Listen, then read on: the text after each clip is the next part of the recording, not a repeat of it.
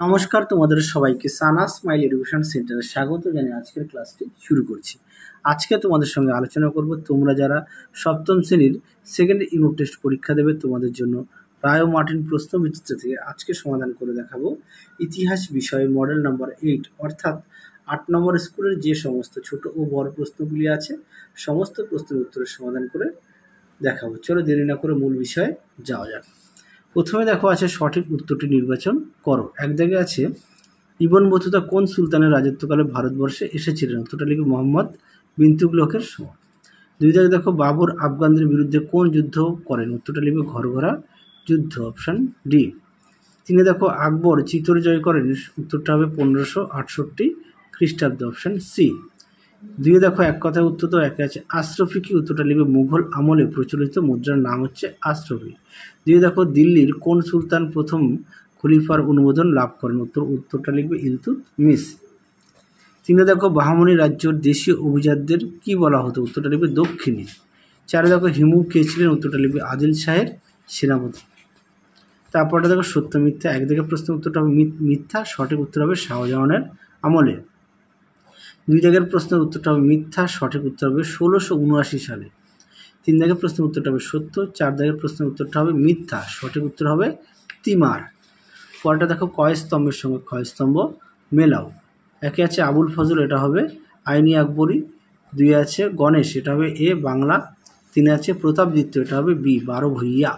পরটা দেখো পাঁচ দাগে বিবৃতিগুলো আছে, একটু দেখে নাও তোমরা বিবৃতিগুলো, আমি উত্তরটা বলে দিচ্ছি। প্রথমে একের বিবৃতি হবে, উত্তরটা হবে ব্যাখ্যা 3। তারপর দুইয়ের উত্তরটা হবে ব্যাখ্যা 2। তোমরা তারপরে উত্তরটা একটু দেখে নিও প্রশ্নটা। আচ্ছা, তারপরে 6 দাগে দেখো 2-3টে বাক্যে উত্তর দাও। প্রশ্ন মান হচ্ছে 2। একে আছে খানোয়ার যুদ্ধ কেন ধর্মীয় যুদ্ধ ছিল না? দেখো প্রশ্ন উত্তর, দেখে নাও প্রশ্ন উত্তরটি সুন্দর করে দেওয়া আছে। ধর্মযুদ্ধ নয়, দেখে নাও। পরবর্তী প্রশ্ন দেখো কি আছে 2 দাগের 12 ভূঁইয়া বলতে কাদের বোঝায়? দেখো প্রশ্নের উত্তর, তোমরা অবশ্যই পয়েন্ট দিয়ে লিখবে, দেখে নাও।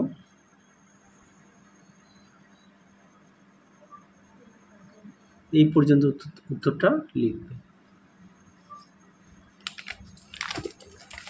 পরবর্তী প্রশ্ন দেখো 3 দাগের মোগল শাসন ব্যবস্থা সুবাস প্রশাসনের পরিচয় দাও।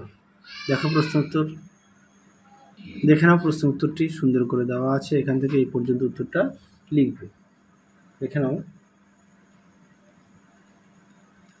পরবর্তী প্রশ্ন দেখো কি আছে সিজদা ও পাইবাস বলতে কি বোঝো? দেখে নাও প্রশ্ন উত্তরটি, দেখে নাও। টুকরো কথার মধ্যে সিজদা ও পাইবাস দেওয়া আছে, এখান থেকে এই পর্যন্ত লিখবে। পাঠ্যবইয়ের পেজ নম্বর হচ্ছে 47। পরবর্তী প্রশ্ন দেখো 5 দাগে সুলিকুল কি? দেখে নাও প্রশ্ন উত্তর, দেখে নাও প্রশ্ন উত্তরটি, এখান থেকে এই পর্যন্ত লিখবে, দেখে নাও প্রশ্ন, এখান থেকে এই পর্যন্ত লিখবে। তোমাদের আগের ভিডিওতে সাজেশান দেওয়া আছে, তোমরা যারা এখনও দেখোনি আমাদের প্লে লিস্টে গেলে সাজেশানটা পেয়ে যাবে। তারপর দেখো 6 দাগে সুলতানি ও মুঘল যুগে দেশের ভিতরের বাণিজ্য কীরকম ছিল? দেখো প্রশ্নের উত্তর, দেখে নাও প্রশ্নের উত্তরটি।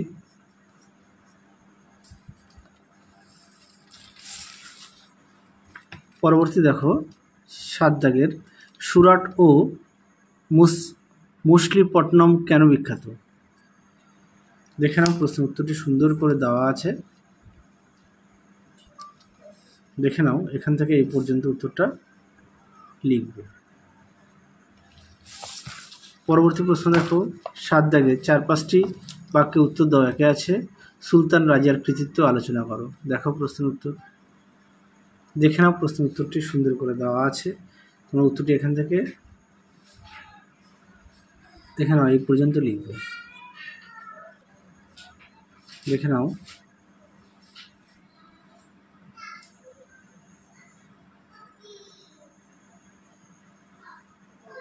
যাদের বই আছে অবশ্যই বই থেকে পড়বে, যাদের বই নেই তোমরা একটু খাতায় লিখে নিয়ে পড়বে। 2 দাগের প্রশ্ন দেখো আলাউদ্দিন খুলজির বাজার দর নিয়ন্ত্রণ ব্যবস্থা সম্পর্কে লেখো। দেখো উত্তর, দেখে নাও প্রশ্নের উত্তরটি সুন্দর করে পয়েন্ট করে দেওয়া আছে, এখান থেকে এই পর্যন্ত উত্তরটা লিখবে। যাদের বই আছে অবশ্যই বই থেকে পড়বে, যাদের বই নেই তোমরা একটু খাতায় লিখে নিয়ে পড়বে। পরবর্তী প্রশ্ন দেখো কি আছে, 3 দাগের মোগল সম্রাট আকবরের রাজপুত নীতির পরিচয় দাও। খুব গুরুত্বপূর্ণ প্রশ্ন, পরীক্ষায় খুব আসে প্রশ্নটি, অবশ্যই ভালো করে পড়বে। এই প্রশ্নটি তোমাদের সাজেশনেও দেওয়া আছে, দেখে নাও প্রশ্ন উত্তরটি, দেখে নাও।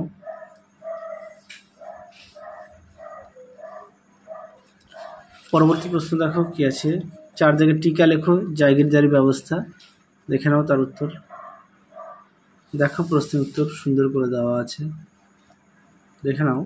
এখান থেকে এই পর্যন্ত উত্তরটা তোমরা লিখবে, দেখে নাও উত্তরটি। এছাড়াও তোমরা তোমাদের পাঠ্য বই থেকে পড়ে নিতে পারো। চলো পরবর্তী প্রশ্ন দেখো। এবার দেখবো 8 দাগের 8-10টি বাক্যে যে কোনো 2টি প্রশ্নের উত্তর দাও। 1 দাগের প্রশ্ন আছে, মধ্যযুগে দিল্লি সুলতানি শাসকরা কখন এবং কোন কোন শহর গড়ে তুলেছিলেন। এটাই তোমাদের শেষ মডেল সেট, এটা হলেই তোমাদের সমাপ্ত হয়ে যাবে সেকেন্ড ইউনিট টেস্টের ইতিহাস বিষয়ে। দেখে নাও প্রশ্ন উত্তরটি তোমরা এখান থেকে লিখবে, দেখে নাও। এই পর্যন্ত উত্তরটা লিখবে। তোমরা অবশ্যই প্রতিটা বিষয়ে পাঠ্য বই খুঁটিয়ে পড়বে, সমস্ত বিষয়ে পাঠ্য বইয়ের দিকে অবশ্যই গুরুত্ব দেবে। পরবর্তী প্রশ্ন দেখো, 2 দাগের হাফসি কারা বাংলায় ইলিয়াস শাহী বংশের অবদান উল্লেখ করো। চলো প্রথমে হাফসি কারা উত্তরটা দেখাই, দেখে নাও।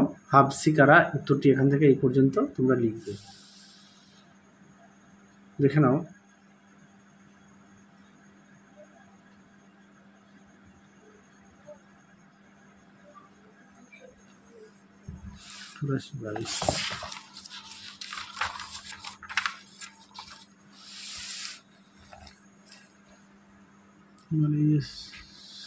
বংশ অবদান।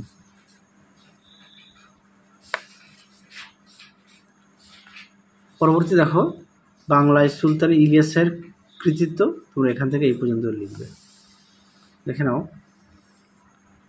চলো পরবর্তী প্রশ্ন দেখো, শেষ সেটের শেষ প্রশ্ন, শেরশাহের শাসন ব্যবস্থার পরিচয় দাও। খুব গুরুত্বপূর্ণ প্রশ্ন, সাজেশনের প্রশ্নটি দেওয়া আছে, দেখো উত্তরটি, দেখে নাও। প্রশ্ন উত্তরটি সুন্দর করে দেওয়া আছে, দেখে নাও। এই পর্যন্ত তোমরা লিখবে, আর অবশ্যই প্রতিটা বিষয়ে পাঠ্য বই খুঁটিয়ে পড়বে। তাহলে চলো আজকের মতো এখানেই সমাপ্ত করছি, আবার দেখা হবে খুব শীঘ্রই তোমাদের পরবর্তী ভিডিওতে। তোমরা সবাই সুস্থ থেকো, ভালো থেকো, আজকের মতো